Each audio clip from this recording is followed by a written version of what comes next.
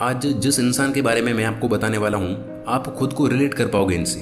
इनके बारे में सुनकर आपको पता चलेगा कि आप जो खुद को अभी समझते हो वो कितना कम है। ये हैं जिम क्विक। ये अभी क्या है इसकी हम बाद में बात करते हैं, लेकिन इनकी लाइफ में ऐसे ऐसे इंसिडेंट हुए जो आपको सिखाएंगे कि आपके पास जो कुछ भी है उससे आप कितना कुछ उखाड़ सकते हो, कितना कुछ कर सकते हो लाइफ में। और यदि आप एक स्टूडेंट हो तो आप इसे जरूर से देखें। इनके बचपन से शुरू करते हैं। तो अपने स्कूल के टाइम में क्या हुआ था कि एक बार ये क्लास की बेंच से गिर गई थी, जिसके चलते इनके दिमाग में एक गहरी चोट लग गई थी और इनके दिमाग ने ठीक से काम करना बंद कर दिया। सब कुछ एकदम से बदल गया। लर्निंग और पढ़ाई के मामले में इनकी हालत इतनी खराब हो गई कि इन्हें नॉर्मल से नॉर्मल चीजें भी समझ में नहीं आती थी, यानी कुछ भी पढ़ना तक नहीं आता था इनको। जब भी टीचर इनको पढ़ने को बोलते तभी बहुत घबरा जाती, एक भी शब्द नहीं बोल पाते और रोने लगते थे। क्लास के बाकी स्टूडेंट इन्हें देखकर हंसते थे, मजाक बनाते थे इनको बॉय विद ब्रोकन ब्रेन कहकर चिढ़ाया जाता था, यानी ऐसा लड़का जो दिमाग से बेवकूफ हो और जिसे कुछ भी पता नहीं हो। फिर जिम ने पढ़ना सीखने की कोशिश की। 3 साल इन्होंने सिर्फ इसमें लगा दिए कि शब्दों को कैसे पढ़ें और कैसे समझें। बाकी स्टूडेंट जो क्लास में पढ़ाया उसे पढ़ते थे, याद करते थे, जबकि इनको अब तक शब्दों को भी पढ़ना नहीं आता था। तो इनको दिमाग की चोट की वजह से पढ़ना सीखने में 3 साल लग गए। 3 साल में कॉमिक बुक्स की हेल्प से इन्होंने कुछ हद तक पढ़ना सीखा। एक बार इनके स्कूल में बच्चों की रीडिंग और राइटिंग स्किल्स को लेकर टेस्ट रखा गया। वो अभी अभी थोड़ा बहुत पढ़ना सीखे थे, फिर भी उन्होंने रीडिंग टेस्ट में पार्टिसिपेट करने का डिसाइड किया। फिर इन्हें जो टॉपिक मिला उसके लिए इन्होंने काफ़ी मेहनत की, रिसर्च की और अच्छे से तैयारी की। उस रीडिंग टेस्ट को पास करने के लिए उन्होंने दिन रात एक कर दिया। उन्हें भरोसा था कि मैं अच्छे नंबर से पास हो जाऊंगा। टेस्ट का दिन आया, जिम सबके सामने जाके खड़े हुए प्रेजेंटेशन देने के लिए, और जैसे ही उन्हें टीचर ने बोलने के लिए कहा, मानो उनकी दुनिया हिल सी गई। उनको पुरानी घटना याद आना शुरू हो गई और ये बहुत शर्मीले भी थे। उनका कॉन्फिडेंस पूरी तरह से कम हो गया और जिसकी वजह से वो एक शब्द भी नहीं बोल पाई। इनको 0 नंबर मिले रिपोर्ट कार्ड में। उस दिन जिम सबसे ज्यादा दुखी थी।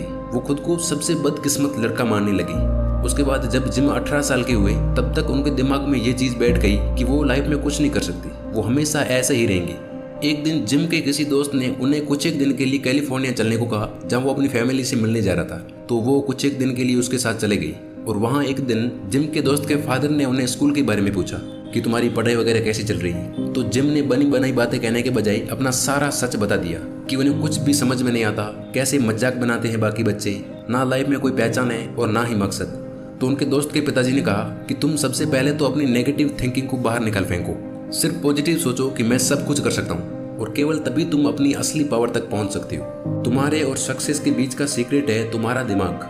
अपने ब्रेन को ट्रेन करो, इसे मजबूत बनाओ, और फिर तुम क्या क्या कर सकते हो तुम सोच भी नहीं सकते। कैलिफोर्निया से घर आने के बाद उन्होंने महीनों की रीडिंग की, बहुत प्रैक्टिस की और उनकी रीडिंग में इम्प्रूवमेंट आना शुरू हुआ।